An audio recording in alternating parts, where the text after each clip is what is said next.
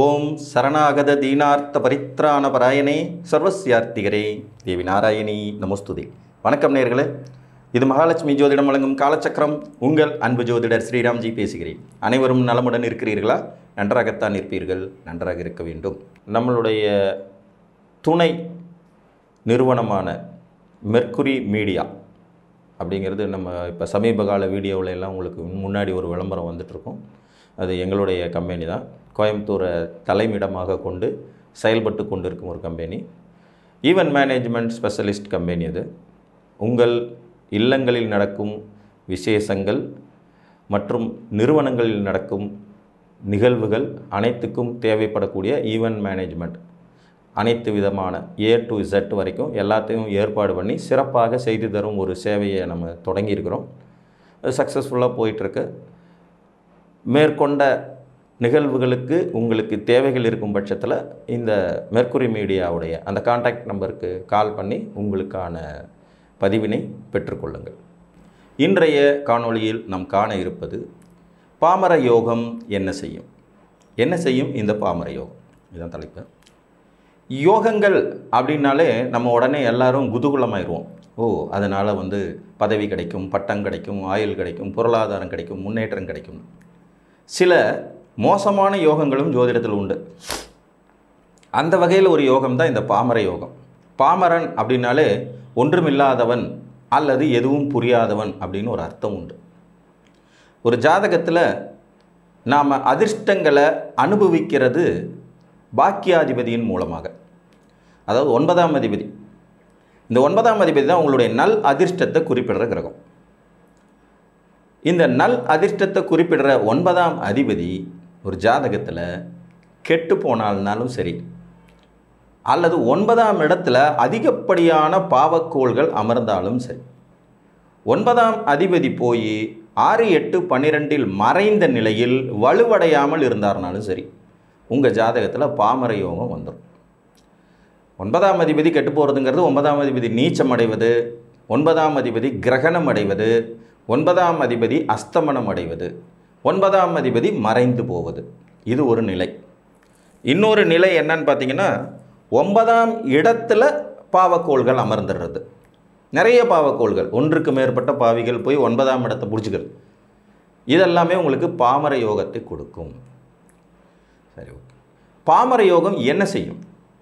நீங்கள் நிறைய பேர் பேசி பார்த்துருப்பீங்க, நாங்கள்லாம் வெறும் அதிர்ஷ்ட கட்டைகள் சார், எங்களுக்கு எதுவுமே நடக்காது, ஒரு நல்லது கூட நடந்து என் வாழ்க்கையில் நான் பார்த்ததே இல்லை, எனக்கு 40 வயசு ஆயிடுச்சு, 45 வயசு ஆயிடுச்சு, 60 வயசு ஆயிடுச்சு, 65 வயசு ஆயிடுச்சுன்னு சொல்லிலாம் நம்ம கமெண்ட் செக்ஷனில் வரும், கமெண்டெல்லாம் பார்ப்பீங்க, அதில் இருக்கும். இதெல்லாம் தான் பாமர யோகம். முயற்சிகளில் தடை. முதல் பாயிண்டே அதுதான். நீங்கள் என்ன முயற்சி பண்ணாலும் அதில் ஒரு எரும மாடு குறுக்க நிற்கிற மாதிரி நிற்கும். ஏதாவது ஒன்று, வீடு கட்ட ஆரம்பிச்சிங்கனாலும் சரி, படிக்க ஆரம்பிச்சிங்கனாலும் சரி, கல்யாணம் பண்ண ஆரம்பிச்சிங்கனாலும் சரி, சொத்து சேர்க்க ஆரம்பிச்சிங்கனாலும் சரி, எந்த ஒரு நிகழ்ச்சிக்கும் உங்களுடைய முயற்சிகளில் தடை ஏற்படும். இதுதான் பாமர யோகம். பாக்கிய யோகம் என்று சொல்லக்கூடிய பாக்கியாதிபதி பலகீனப்பட்டு இருக்கும் ஒரு ஜாதகத்தில் பாமர யோகம் தலை தூக்கும். புரியுதுங்களா? 9ஆம் அதிபதி கெட்டு போயிட்டார். ஒரு உதாரணம் எடுத்துக்கலாம்.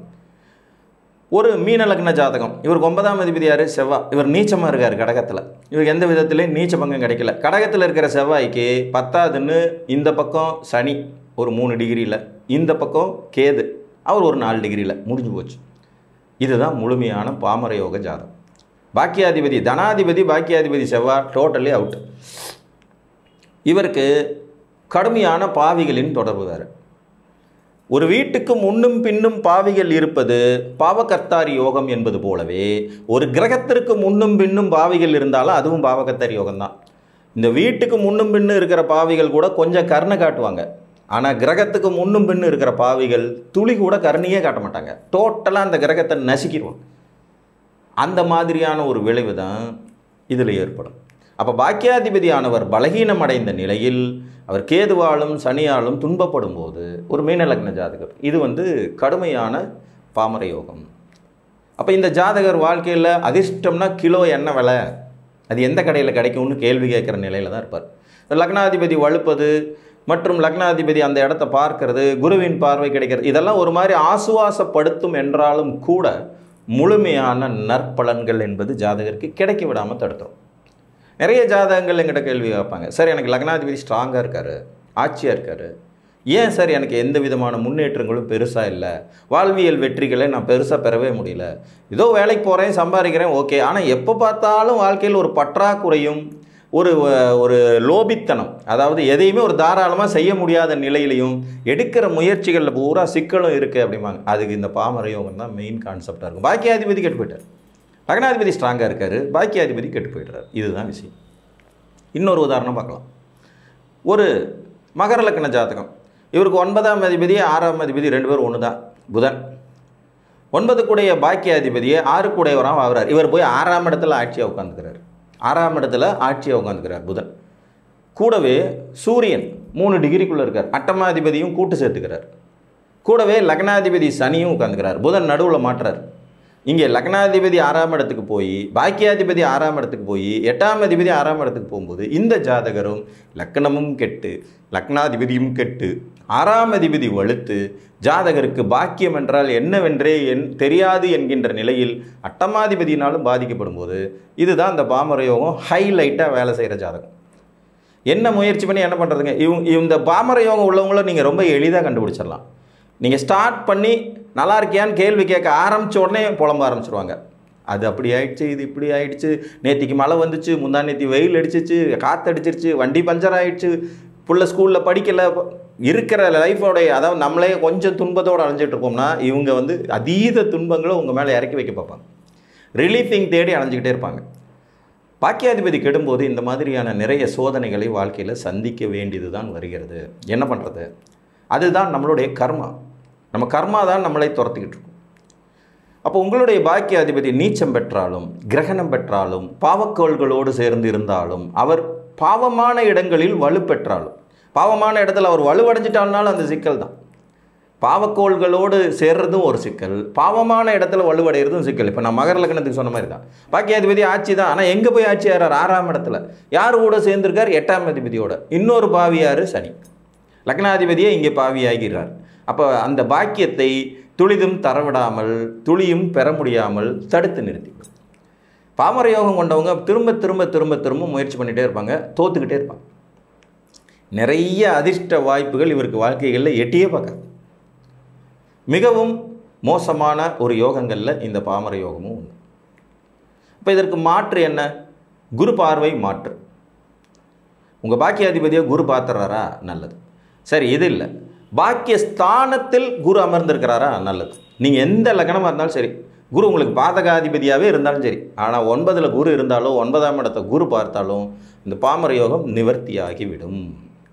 புரிஞ்சுங்களா? ஒரு சிம்ம லக்ன ஜாதகம், 9ஆம் அதிபதி செவ்வாய், இவர் 12ஆம் வீட்டில் நீச்சம் அடைஞ்சு சனியோடு சேர்ந்து உட்கார்ந்துட்டுருக்காரு. ஆனால் அதே நேரத்தில் இவருக்கு தனுசில் அமர்ந்த குரு ஆட்சி பெற்று 9ஆம் இடத்தை பார்த்துட்ருக்காரு, லக்னத்தையும் பார்க்குறார். இந்த ஜாதகருக்கு பாமர யோகம் இருந்தாலும் தன் முயற்சியினால் வெற்றிகளை குவிப்பார். இதுதான் சூட்சம். புரிஞ்சுதுங்களா? அப்போ 9ஆம் இடத்தில் பாவக்கோள்கள் அமர்ந்தாலும் பாமர யோகம் வேலை செஞ்சிடும். அது ஒரு நெகட்டிவ் இருக்குது. 9ஆம் அதிபதி ஸ்ட்ராங்காக தான் இருப்பாங்க, ஆனால் 9ஆம் இடத்துல ஒன்றுக்கு மேற்பட்ட பாவிகள் போய் உட்காரும்போது இந்த பாதிப்பு ஏற்படும். ஒரு உதாரணம், ஒரு கன்னி லக்ன ஜாதகம், இவருக்கு 9ஆம் அதிபதி சுக்கிரன். 9ஆம் அதிபதி சுக்கிரன், இவர் 2ஆம் இடத்துல ஆட்சி பெற்ற நிலையில் இருக்கார். சுக்கிரன் 2ல் ஆட்சி வலுவாக இருக்கார். 9ஆம் அதிபதி 2ஆம் இடத்தில் வலுத்து நிற்கிறார், ஆட்சி பெற்ற நிலையில் இருக்கார். ஆனால் இவருக்கு 9ஆம் இடத்துல பார்த்தீங்கன்னா செவ்வாய் சனி ராகு 3 பேரும், செவ்வாய் சனி ராகு 3 பாவிகளும் 9ஆம் இடத்துல உட்காந்துருக்காங்க. இந்த ஜாதகரும் பாமர யோக ஜாதகர் தான். என்ன ஒரே சூட்சமோ, இவரால் சமாளிக்க முடியும். 9ஆம் இடம் மிக கடுமையாக பழுதுபட்டு விட்டது. ஆனால் பாக்கியாதிபதி அந்த இடத்தில் இல்லாமல் ஓரளவு வலுப்பெற்ற நிலையில் இருக்கிறாருங்கிறதுனால 4 முயற்சி பண்ணால் 2 தோத்தாலும் 2 ஜெயிச்சிடும். ஸோ இந்த நுணுக்கத்தை நாம் கண்டுபிடிக்க வேண்டும்.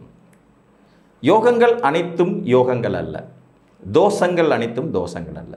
சில நிலைகளில் தோஷங்கள்லேயும் நன்மைகள் இருக்கும், யோகங்கள்லேயும் தீமைகள் இருக்கும். அதில் தான் இந்த பாமர யோகமும் வருது.